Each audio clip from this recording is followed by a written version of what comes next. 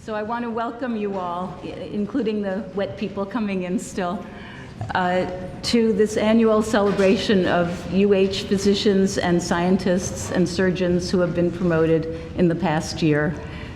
This is a really great celebration, and I'm very happy to be here.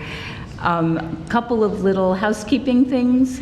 All of the honorees get little gift bags, and if you haven't already picked yours up, please pick it up at the door on your way out or in.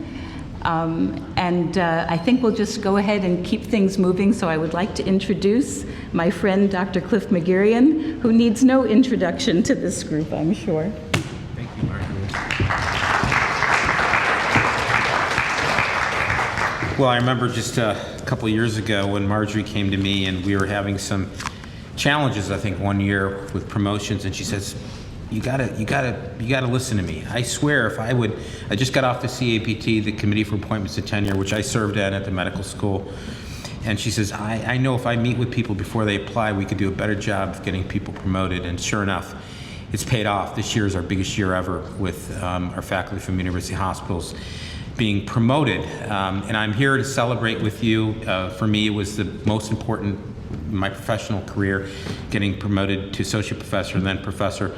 But I think tonight is an opportunity for us to see a true illustration of our mission in action. In other words, for each of you to have been promoted, which is not an easy task through the CAPT. I sat there for months in those meetings. It's tough. But for each of you to be promoted, you have to heal. You have to have been a demonstrative clinical expert in your field with commitment to teaching and healing not only your patients, your communities through either research or clinical activities. You have to teach, which is measured by many, many ways, but your dedication to teaching and scholarship and being recognized by your mentors. And you had to discover with publications and being recognized as a speaker, and all that was tabulated, and all of you passed with flying colors. And today, 52 of you now are teaching the next generation of our caregivers at the associate and full professor level, and it's a very, very big deal. Case Western Reserve University School of Medicine is one of the finest schools in the United States, and I can tell you, it is not easy to be promoted here. It's a big, big deal. This large cohort of promotions is really the largest we've had in a number of years, and I think demonstrates, one, the commitment of the organization to academics and teaching, and it's now demonstrated by virtue of all of you being promoted. But I think we all have to remember that with great, accolades comes great responsibility. You'll be looked at in a different way by those around you to teach and exemplify excellence in everything that you do. For me, I remember being promoted to associate professor. I thought it would never happen. That was a very big day. As I told many people, I was so excited. My wife let me go out and buy new shoes, and I had my associate professor shoes.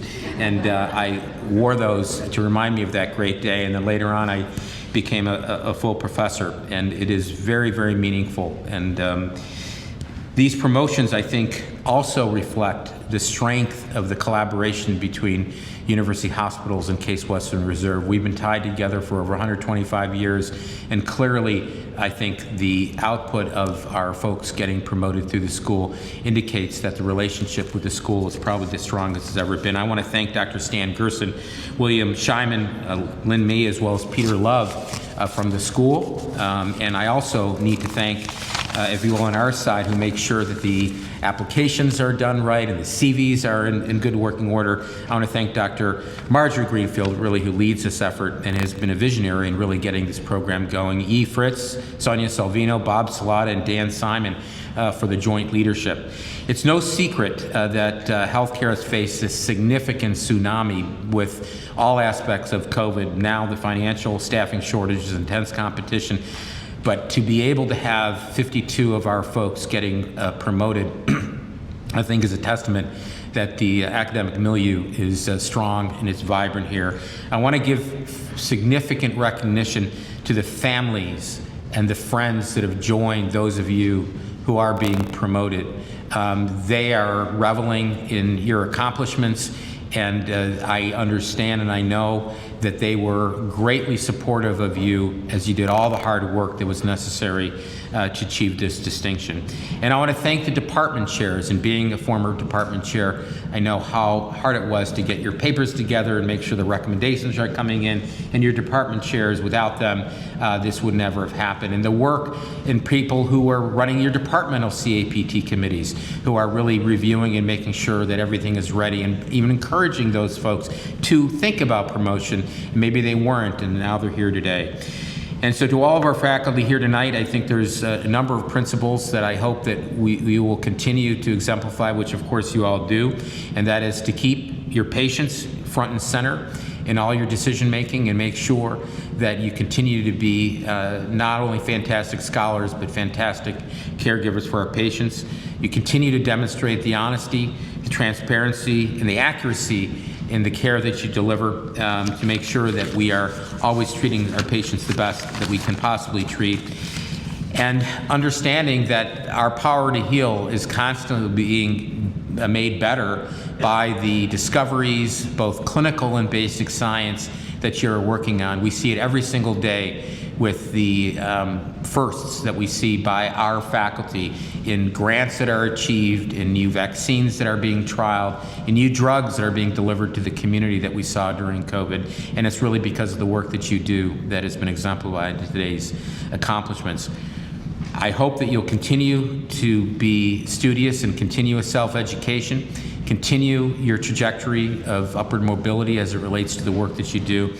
And on behalf of UH leadership, I want to really, and the 1.4 million patients that collectively that we treat every single year as a body of physicians, I want to thank you, I want to congratulate you, and I want to make sure that we do everything we can in the leadership team to allow a milieu so you can continue to carry on in your work that you've done, advance the future of society, advance your medicine. And I'd like to take this moment also to introduce the next speaker, my very good friend and a fantastic dean of a fantastic medical school, Dr. Stan Gerson.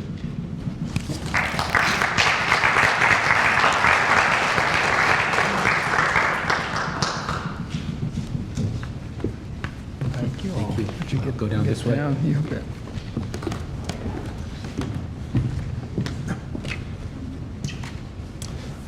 So I'm going to start calling this my Rogaine commercial.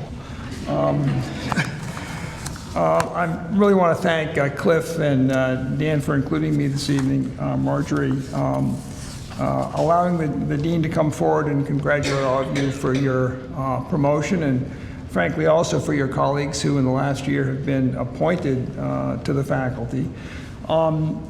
I think it goes without saying, but it needs to be said, that this component of the faculty on the clinical side takes the appointment as a scholar and a faculty member of the School of Medicine more seriously than your counterparts do across the other 4 campuses. We love all of our faculty equally, but boy do I appreciate the fact that it's attended to very consistently and conscientiously from this faculty. Now, I've listened for more years than I want to remember about the mission of university hospitals. But if I'm walking across up University Drive from the undergraduate campus of Case, it reads a little differently. In fact, I get to walk past that wonderful Kimboidal sculpture that a patient of mine, Dorothy Hilt, donated to the school. I wonder how many of you know the name of that sculpture. Salem 7, got it? By a sculptor named Milkowski.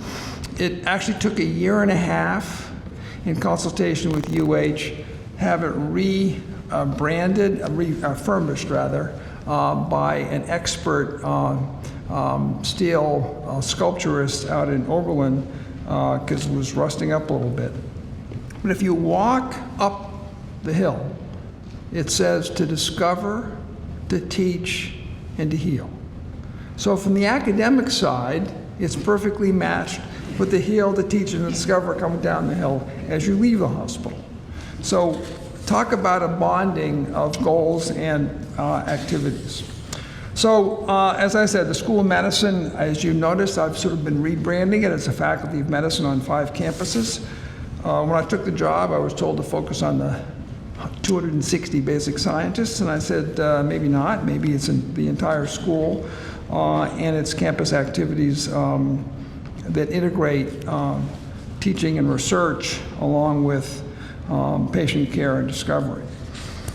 And I had a conversation earlier this afternoon with some senior scientists in molecular biology who said, how come you keep talking about translation?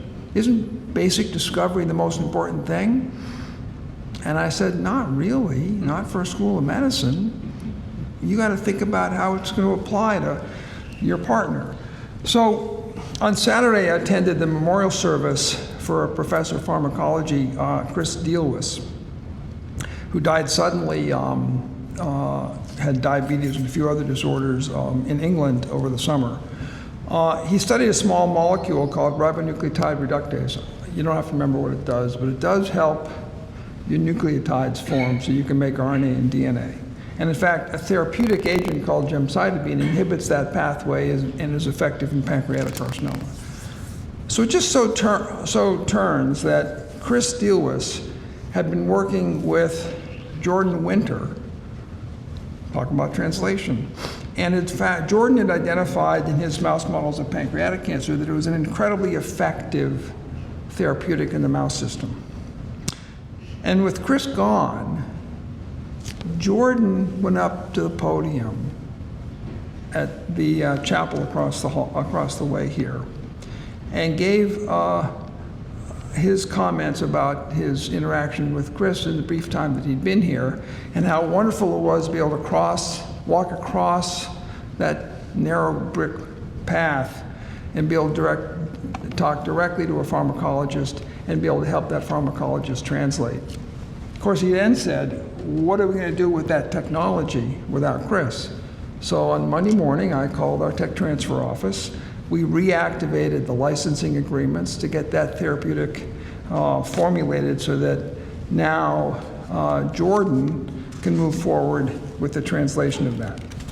So that's what makes a medical school. You'll be able to link together the clinical and basic interests in such a seamless fashion. So for each of you, I want you to think big, think about what your promotion means. As Cliff indicated, it is a hard challenge for all of us to match our time and effort so that we can both heal, teach, and discover. I know you can all do it. You've all had your contributions, and we're here to help pursue those contributions.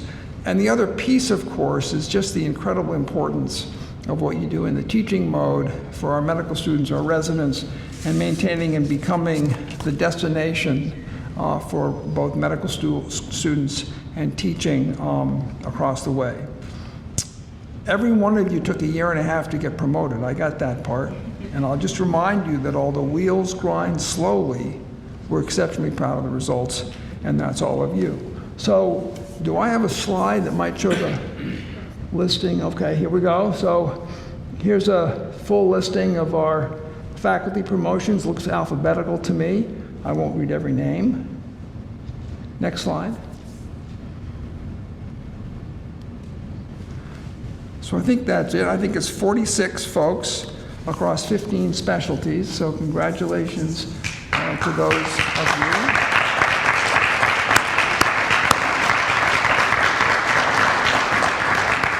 At both the associate and professor level. I'd like now to turn over to our Vice Dean for Faculty of the School of Medicine, Cynthia Caboo, who has a part-time, real-time job at Cleveland Clinic Lerner College of Medicine while she's not busy being Vice Dean for Faculty. Cynthia.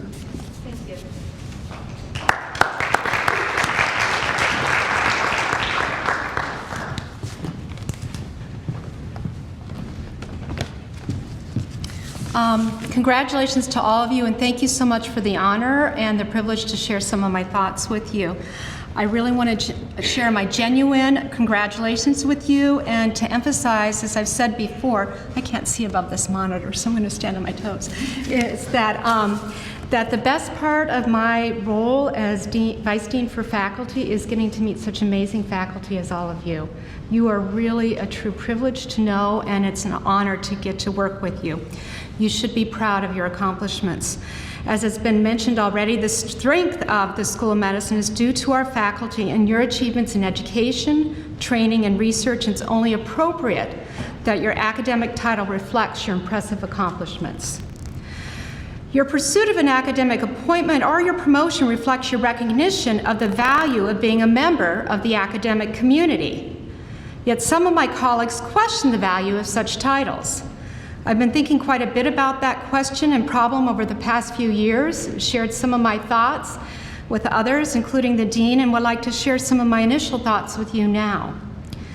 Jonathan Cole asserted in his 2016 Atlantic essay that American research universities are the greatest in the world due to their central mission to produce new knowledge through discoveries that change the world and our lives.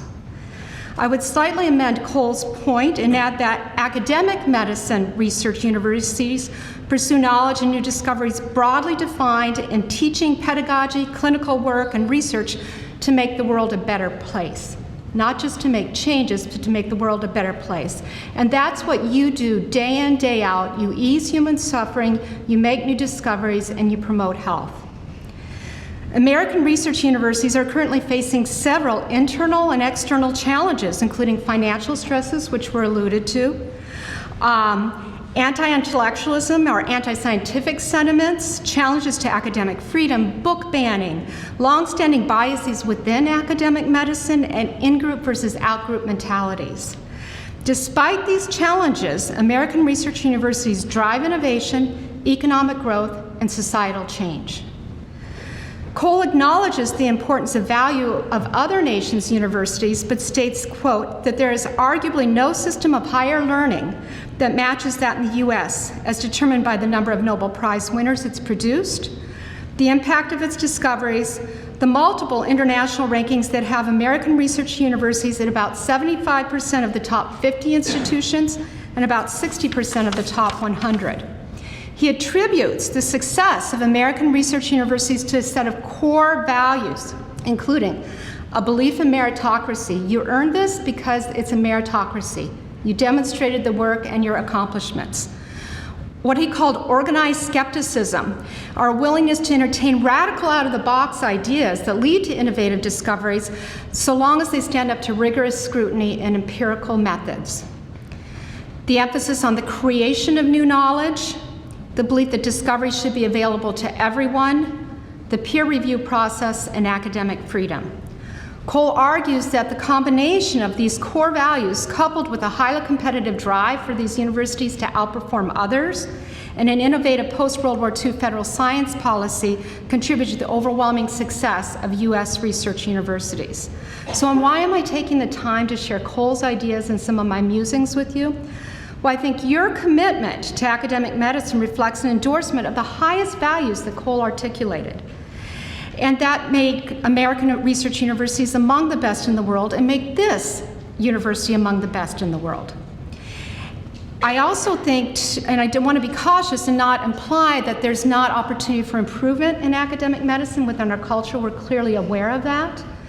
But that does not diminish your contributions to teaching, training clinicians, clinical service, professional service, and research are diminished their importance or the fact that they matter very much. You inspire the next generation of physicians, scholars, and thought leaders so that they can achieve even more and model the best of academic medicine. Quite simply, your work makes the world a better place, which I think is the most important reason why we are here. So I want to genuinely thank you and express my deepest appreciation for the work and your accomplishments.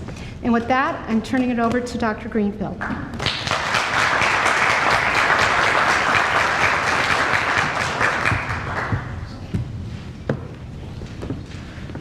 It is hard to see over this thing.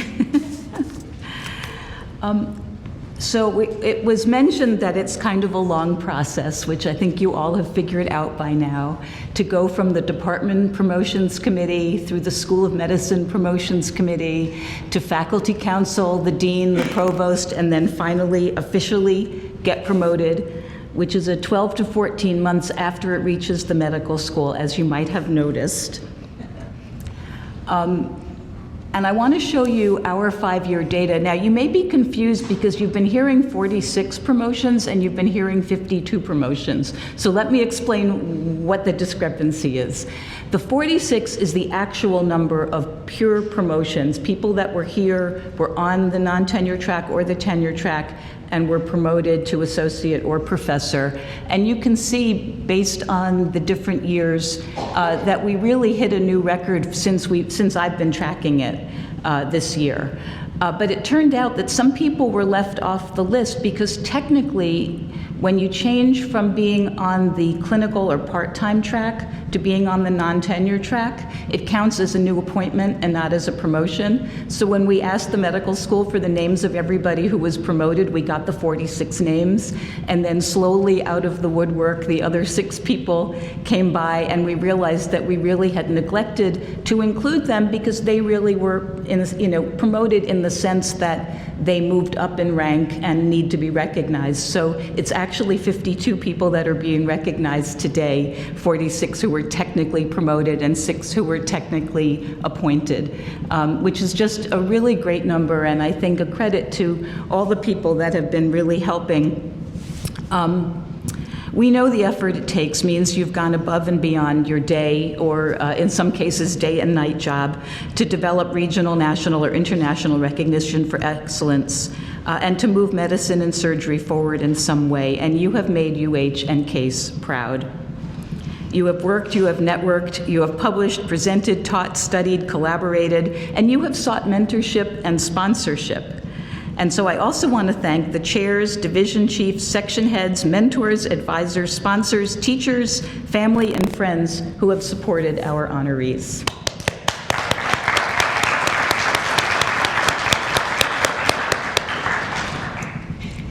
I also want to challenge you to strive to continue to promote a culture of mentorship and sponsorship. Go out and thank your mentors, mentor others. And just a note for everybody, I'm very happy to meet with people and try to help them with getting promoted as well. So I hope that we can continue to promote a culture of mentorship and sponsorship and faculty member success. I now have the privilege of introducing 3 representatives from the honorees today who will speak briefly about what promotions means to them.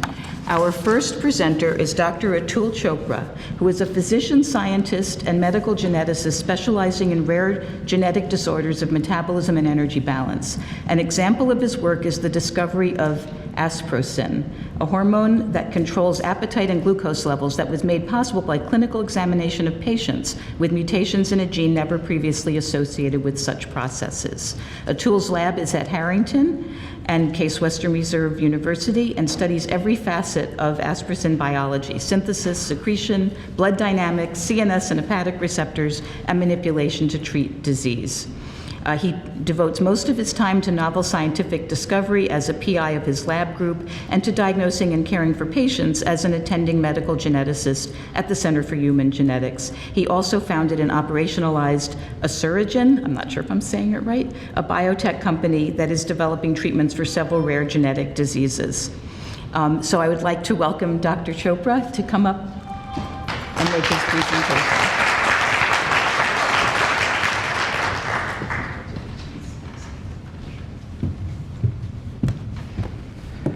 Thank you, Marjorie. Pleased to be here. So as Marjorie said, I'm a physician scientist and moved my lab group, a little bit of history, moved my lab group and clinical practice to UH and CASE from Baylor College of Medicine. This was 4 years ago. It's my first time living in the Midwest. It's been a great experience. Being at UH and CASE has helped advance my scientific and clinical mission, and in turn has allowed us to advance the mission of UH and CASE. And the mission basically is that of path-breaking biological discoveries, as innovative patient care as we can muster, new drugs for patients, and that's a key one in my professional life, and enhanced funding from the NIH and philanthropy to keep the cycle going, hopefully in perpetuity. Just this year, we managed to discover the receptor for a new appetite modulating hormone that we discovered called asparagine. My work in the biotech space, Marjorie alluded to Aceragen, which was co-founded about 2 years ago. So this year, in 2022 and moving on into 2023, will have caused 2 new phase 2 drugs and 1 phase 3 drug to be ushered into new clinical trials. These are all in the rare disease space, which is sort of my sweet spot. We were awarded new patents in Europe, Australia, and China, claiming the use of asparagine targeting therapies for obesity and diabetes. And quite obviously, none of this would have been possible without the supportive environment at UH and CASE. From mentorship to funding to infrastructure, it's been a humbling experience to be at UH and CASE, and I'm thankful to several people, Cliff, Dan, Jonathan Stamler. These were the individuals that recruited me, and Bob Salata, my chair, mainly for entrusting me and my staff to continue to do good work. So thanks for having us, and thank you all.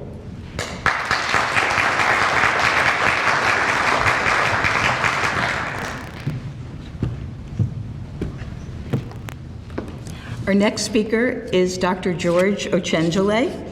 Dr. Ochenjole is an associate professor of orthopedic surgery. He also serves as the associate program director of the orthopedic surgery residency at UH. He immigrated to the United States at the age of 18 and earned his undergraduate degree in chemistry and biochemistry from Eastern Illinois University. He attended medical school at Northwestern, and he stayed in Chicago for another 5 years, where he completed an orthopedic surgery residency at Northwestern Memorial Hospital. He then completed a fellowship in orthopedic trauma surgery at R. Adams Cowley Shock Trauma Center in Baltimore. He returned to the Midwest region to work at our very busy Level 1 Trauma Center, caring for patients with complex extremity, pelvic, and acetabulum injuries. George's expertise also includes performing anterior hip replacement surgeries for primary and post-traumatic hip arthritis. He spends a significant amount of his time educating and mentoring medical students and residents in and out of the operating room. His educational endeavors also include teaching and lecturing nationally. George?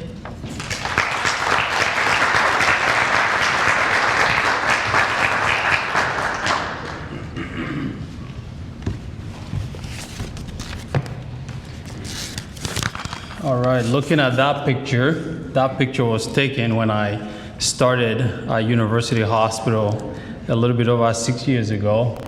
And as you can see, I paid the price with my head. It is such a great honor to stand before you today to celebrate with everyone the numerous achievement of everyone here today. Everyone here today have a unique story. But our stories are not all about us. None of us got to where we are on our own. Every one of us have a trail of people behind us who have inspired us, mentored us, encouraged us, and loved us unconditionally. This is particularly true for me. I came from a very humble beginnings. I immigrated to the United States at the age of 18. I arrived at O'Hare Airport in the middle of a winter storm, wearing an oversized trench coat, and I had a suitcase that contained all of my belongings. I then began the pursuit of the American dream. Actually, my number one goal was to survive my first winter. I found America to be a very welcoming place of opportunity. If we all take a moment to reflect on our stories, I am sure, like me, we will all have a flood of faces of people that came alongside us on our journey. Academic medicine gives us, each one of us, a platform to be one of those faces in someone else's journey. Academic medicine is not about self-promotion and racing to the top.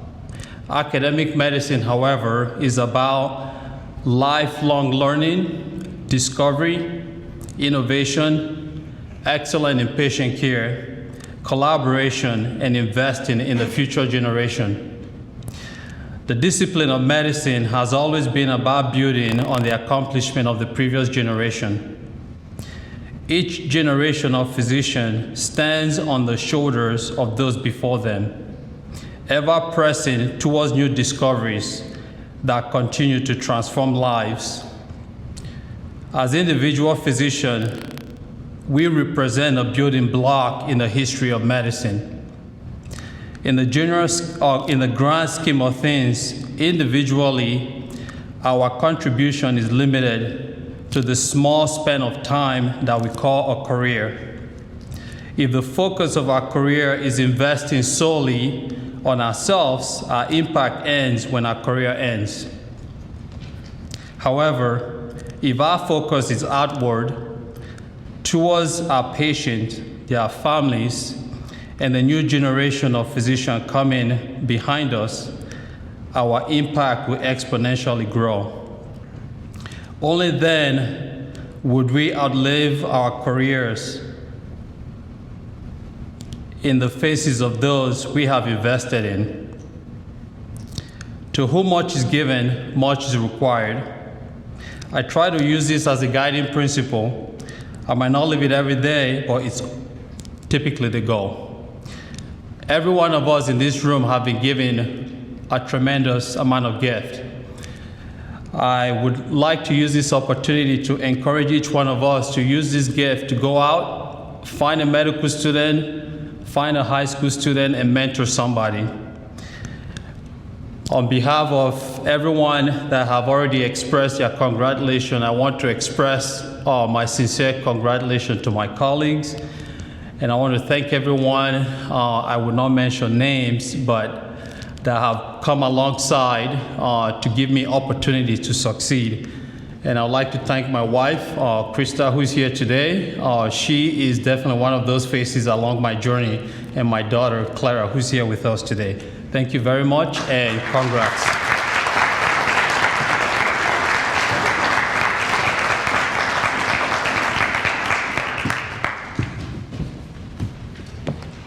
The third of our speakers is Dr. Janice Lyons. Dr. Janice Lyons has personally taken care of me, and so during a very rough time about 11 years ago, so I can speak to her tremendous clinical skills, but I will also give her official bio. Janice Lyons earned her bachelor degree at Duke University with a dual degree in mathematics and psychology. She attended medical school at University of Illinois College of Medicine in Chicago, where she was inducted into AOA. She did her internship and residency in radiation oncology at the clinic, where she served as chief resident for 2 years. She's board certified in radiation oncology. Dr. Lyons joined UH in 2003 as Director of Breast Services for the Department of Radiation Oncology. In that role, she has worked to improve outcomes for breast cancer survivors by limiting the toxicity experienced in patients undergoing breast radiation. To that end, she has brought cardiac-sparing techniques to the department as well as shorter treatment courses. She was recognized for these efforts as the Bob and Ann Gillespie Master Clinician in Radiation Oncology. She also holds the title of Distinguished Physician at UH. Dr. Lyons currently serves as the Radiation Oncology Residency Program Director as well as Vice Chair of Community Radiation Oncology. Dr. Lyons.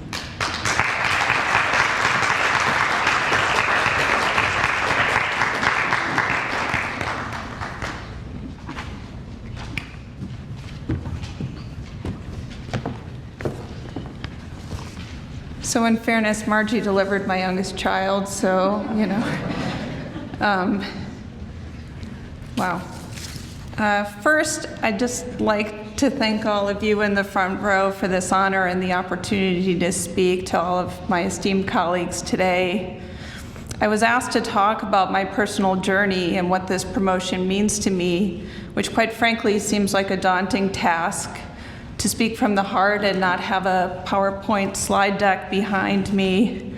And I hope to do this justice, and hard act to follow, George. I grew up the daughter of two educators. My mom was an elementary school teacher and my father a college mathematics professor. The word doctor in my house always was in the context of my father's PhD.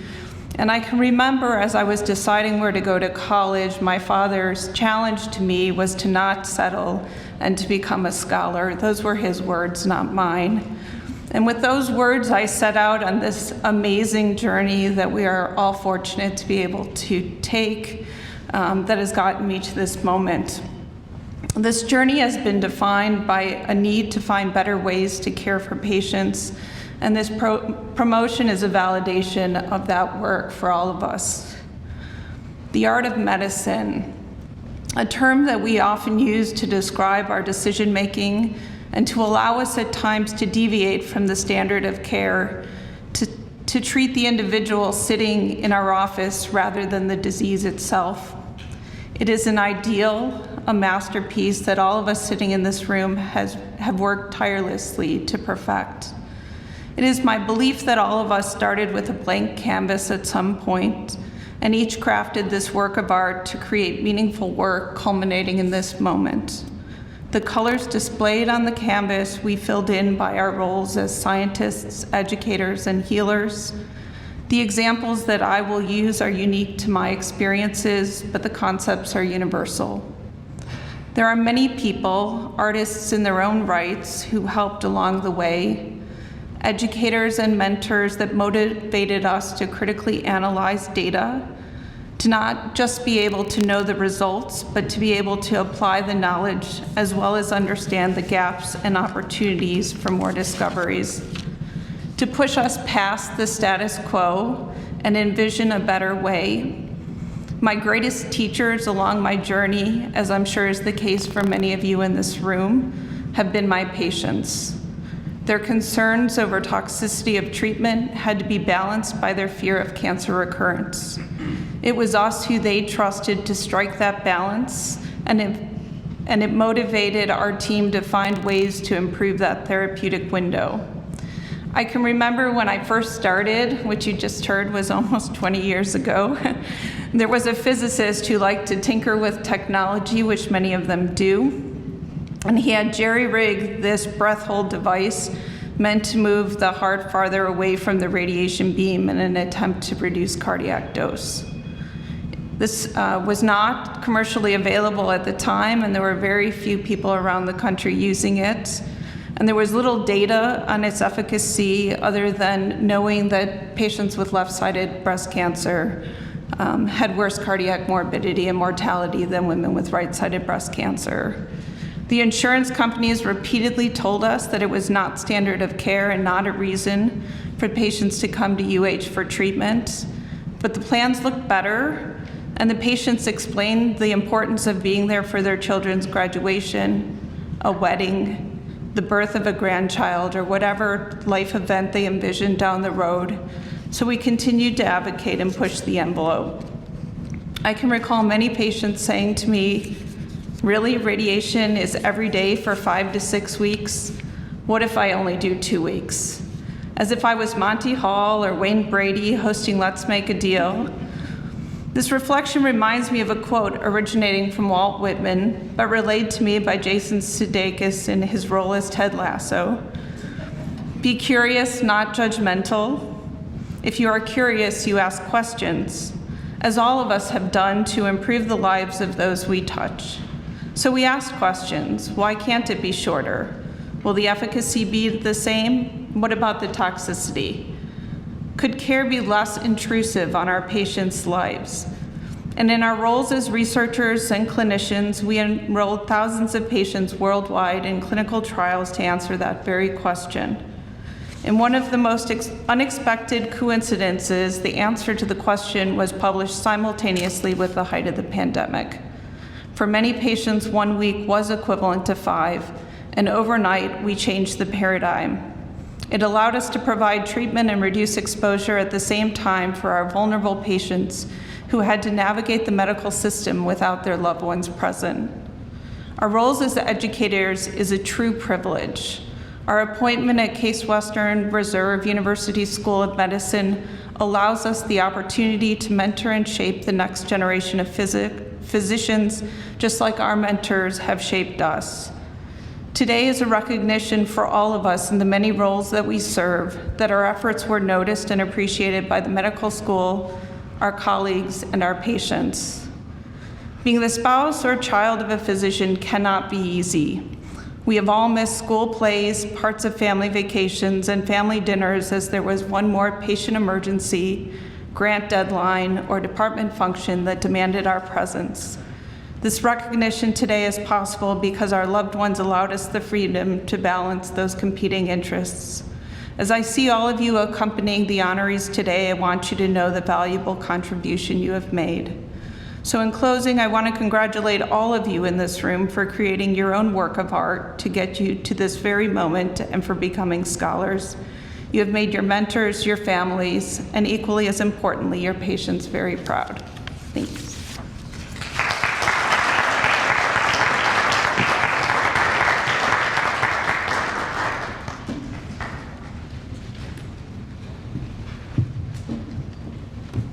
I'd like to welcome Dr. Simon to the stage.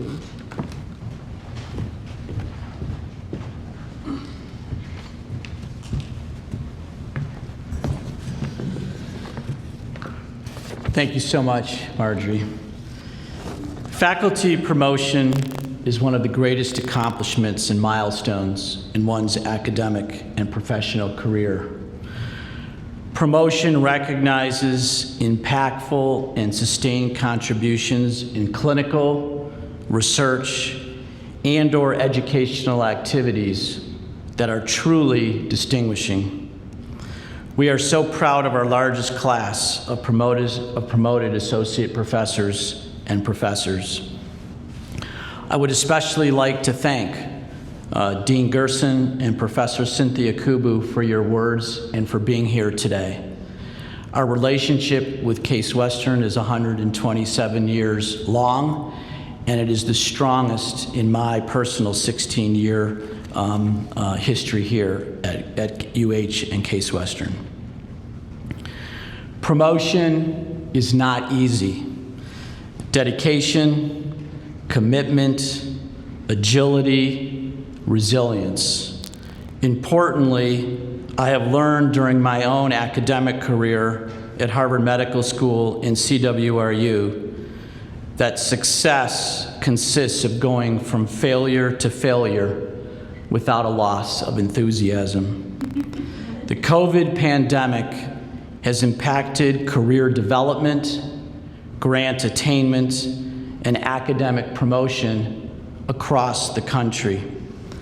Your success reminds me of a quote from Theodore Roosevelt.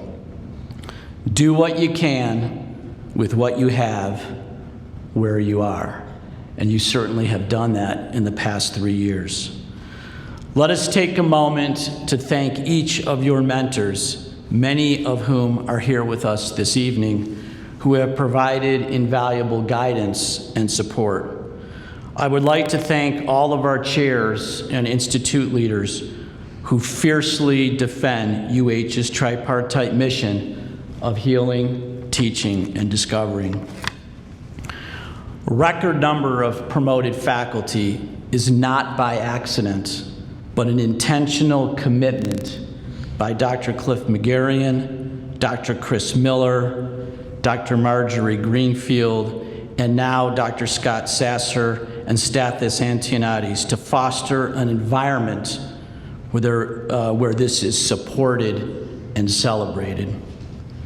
Thank you, Yi Fritz, our Director of Operations for UH Research and Education Institute, and the team, Nicole Bollinger and Abigail Zona, for planning this wonderful event. Dr. Marjorie Greenfield, in her role as Career Development and Advancement Officer, has been the true difference maker. Thank you. Finally, I thank your families for celebrating with us and providing love and support for our amazing new associate professors and professors. Please enjoy your evening. And 2 things. 1, all the promoted faculty and chairs, please come up for a picture. And 2, don't forget your champagne and your little gift from us for this evening outside. Thank you so much.